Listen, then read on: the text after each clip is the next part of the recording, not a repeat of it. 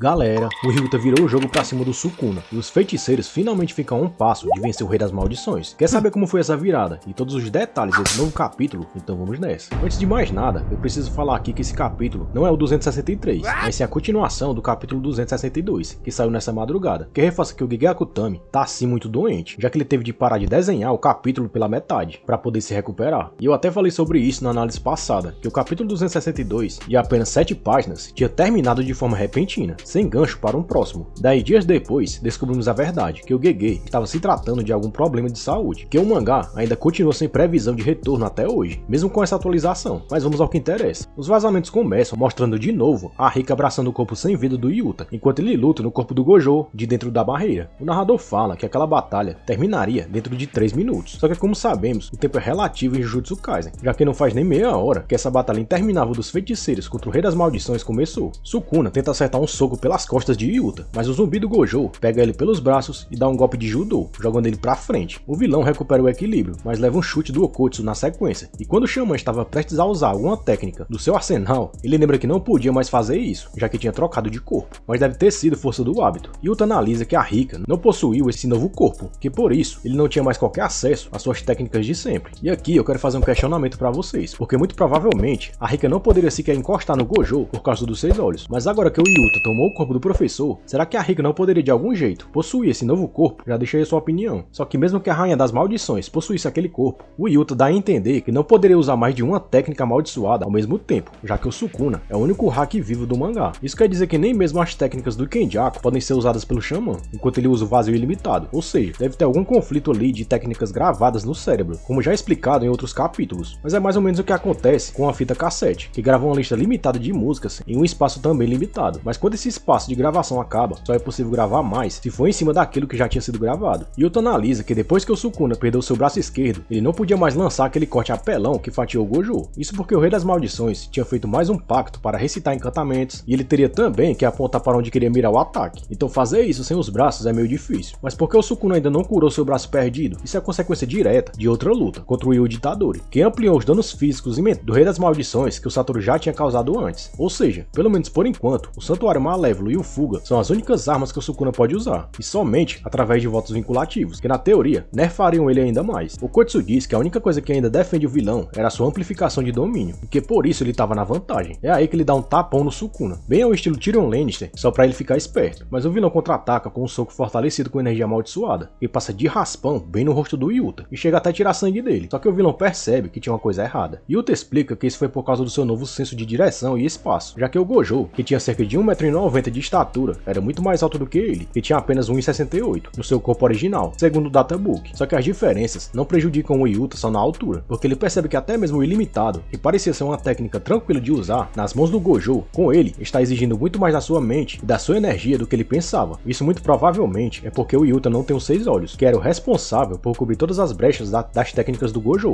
inclusive regulando até mesmo o gasto de energia amaldiçoada para evitar desperdício. Então, além do Yuta estar usando essas técnicas como algo recém-aprendido, ele está gastando muito mais energia amaldiçoada para mantê-las, sem falar que ele não tem mais a Rika, que funcionava como uma espécie de tanque reserva de energia. É mais ou menos o que acontece com o gasto de chakra entre usuários nativos do Sharingan e ninjas normais que possuem um Sharingan, lá em Naruto. Yuta fala que até tentou controlar esse problema durante o treino, quando teve seu corpo substituído pelo do professor, mas acertar isso na prática, no meio de uma batalha real, era muito mais difícil, o que confirma aquela tese de que para o Kenjaku se acostumar nos novos corpos de seus hospedeiros e usar suas técnicas, ele precisava sim de algum tempo, coisa que o Yuta não teve, e a prova disso é que o Xamã tenta usar o azul e não consegue. Mas cara, é como eu disse no vídeo passado, se existiam tantos riscos em usar o corpo do Gojo, por que o Yuta decidiu usar ele mesmo assim? Pelo mesmo motivo que o Kakashi continuou usando o Sharingan sem ser do clã Uchiha, porque aquilo era uma bomba atômica, que podia literalmente aniquilar os seus inimigos. O porém aqui é que o Yuta já era muito forte, e abrir mão de centenas de técnicas por meia dúzia delas, por mais fortes que sejam, na minha cabeça não faz sentido. Ainda mais sabendo que o Gojo, munido dos 6 olhos, já tinha perdido para o Sukuna. Mas será que o resultado aqui vai se repetir ou será diferente? Na página seguinte, o Yuta passa a lembrar do seu treino com o Gojo, onde ele ficava toda hora amolando o professor, com a possibilidade dele perder para o Sukuna. E não é à toa que ele perdeu, né? Já que todo mundo parecia torcer contra ele. Belos amigos esse daí. Voltando para a batalha, o Sukuna percebe que tinha vantagem total em cima do Yuta e parte para cima dele, enquanto o Okotsu se pergunta quanto tempo ia demorar para declarar aquilo. E eu não faço ideia do que ele estava falando. Será que o Xamã tem alguma carta na manga? Se for, parece algo bem arriscado. Mas especulando aqui, ele tá falando do tempo limite limite até se esgotar a sua técnica de cópia em cima da assimilação do Kenjaku. Ou seja, ele deve estar se perguntando o que vai acontecer depois que se passarem uns 5 minutos. Será que ele vai partir dessa para uma melhor? O Gojo vai ser rebutado ou ele vai ficar preso para sempre naquele corpo? O que a gente já aprendeu do universo de Jujutsu é que não existem só vantagens em usar uma técnica, e em tudo tem um risco, até mesmo aqueles pactos apelões do Sukuna. Mas levando em consideração o histórico do Kenjaku, eu diria que o Yuta vai sim ficar preso no corpo do Gojo quando esse tempo acabar, mas nada impede que ele use da mesma técnica para voltar para o seu corpo original, já que o próprio Kenjaku no passado conseguiu até tomar o corpo da Kaori, a mãe do Yuji, já depois de falecida. O problema é sobreviver a uma luta contra o Sukuna para poder fazer isso, e o bicho não perde tempo e vai para cima de novo, querendo encurtar esse tempo ainda mais. Sukuna acerta o Yuta com mais um soco de energia reforçada, mandando ele para longe, e o vilão analisa que o seu oponente estava tendo dificuldades para controlar a técnica do Kenjaku, já que ele não teve tempo suficiente para estabilizar a assimilação, que ele já tinha ouvido do próprio Kenjaku que a técnica de cópia do Okotsu necessitava que a Rika devorasse parte do corpo daquele que o Xamã queria copiar, para que ela funcionasse normalmente. Ou seja, o vilão já descobriu não só que o Kenjaku tinha sido mandado para visitar o Gojo, como descobriu também que o Yuta não consegue mais usar aquele arsenal gigante de técnicas copiadas, já que ele abriu mão da Rainha das Maldições para brincar no corpo do Gojo. Sukuna chega na conclusão que provavelmente o Yuta não vai conseguir usar nenhuma técnica copiada como a Supernova ou Clivar, que ele mostrou saber fazer contra ele antes. Mas mesmo que ele pudesse usar, o vilão se certifica de ficar ligado, já que ele já tinha visto o funcionamento dessas técnicas em ação. Sukuna dá mais uma diminuída no Yuta, dizendo que até mesmo o ilimitado não passava de uma consequência da técnica do Kenjaku. Com isso, o vilão conclui que o seu oponente não podia usar várias técnicas amaldiçoadas ao mesmo tempo, nem mesmo dentro do seu próprio domínio, tirando o ilimitado, que poderia ser usado junto com o azul, vermelho e o roxo, enquanto ele expande o vazio. Só existe uma informação que o Sukuna ainda não tem, que é o que vai acontecer com o Yuta depois desse tempo limite. O vilão ainda se pergunta se o Yuta tinha pensado a longo prazo ou só agiu por impulso ao tomar o corpo do Gojo, mas de toda forma, o vilão sabia que caso o Okotsu mantivesse aquele corpo após 5 minutos, isso poderia significar o seu fim, e é por isso que ele não pode ficar parado, dependendo do acaso, porque ele precisava ir pra cima com tudo, até porque ele imaginava que o plano do Yuta poderia ser a mesma coisa que o Gojo fez lá atrás, usar um super vazio roxo. Na página seguinte, vemos outro flashback, com o Yuta levando o esporro do próprio Satoru, porque o professor fala que o seu aluno usava energia amaldiçoada de forma desleixada, provavelmente por causa do tanque reserva que ele tinha, que era a Rika, e ele ainda coloca essa falha na conta do Kusakabe, que deveria ter ensinado ele melhor, só que o próprio Gojo nem deveria falar sobre isso, já que controlar a própria energia com 6 olhos era coisa fácil, né? Voltando ao campo de batalha, o Yuta respira fundo e tenta assimilar as memórias do Gojo com bastante calma, confirmando o que eu falei nos vídeos passados, que muita gente até discordou, que a técnica do Kenjaku toma posse sim das memórias do alvo. Na página seguinte, o Okotsu começa a recitar os encantamentos para fazer o roxo, mas é claro que o Sukuna não ia ficar parado esperando ele completar aquilo, e já parte pra cima dando uma bifa no Yuta, antes de jogar ele pra longe outra vez. Sukuna se pergunta por que o Gojo tinha usado aquela gambiarra para usar o roxo daquela vez, no final da luta deles, mas isso parecia ser algo que o Yuta não poderia replicar, é por isso que ele disse que não ia deixar o Okotsu carregar o jutsu, quer dizer, recitar os encantamentos da técnica. Lembrando que o Sukuna é um dos poucos feiticeiros que consegue ver a origem e o fluxo de energia fluindo da barriga dos oponentes, quando eles estão prestes a usar alguma técnica amaldiçoada, então impedir eles nem era algo tão difícil assim. O fato é que o Sukuna analisa que se o Gojo não conseguia tempo para usar os encantamentos contra ele, porque o Yuta não é capaz de entender, ele também não poderia ter tempo de fazer a mesma coisa. A questão é que, como aprendemos na luta Gojo vs Toad, ter uma técnica milenar só vai te deixar na desvantagem quando se luta contra alguém poderoso que conhece os segredos dessas técnicas. E o Sukuna não só já conhecia os poderes do Satoru, como sentiu na pele cada um deles no campo de batalha,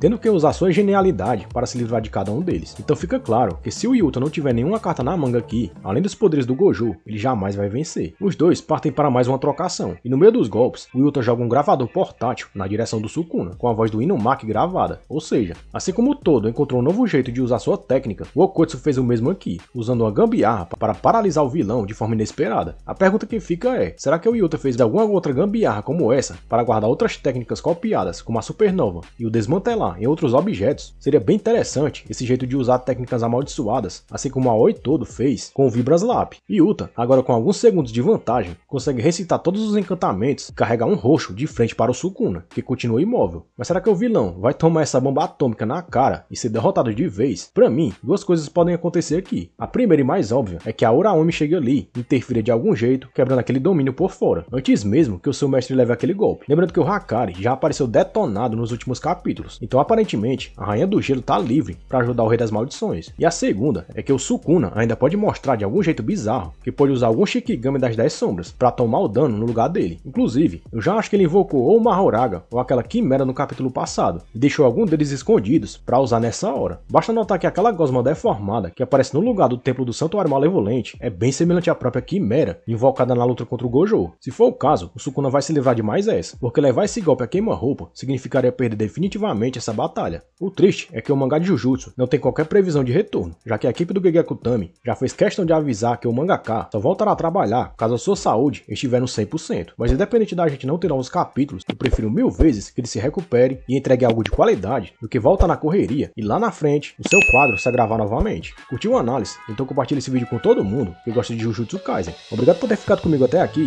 e valeu!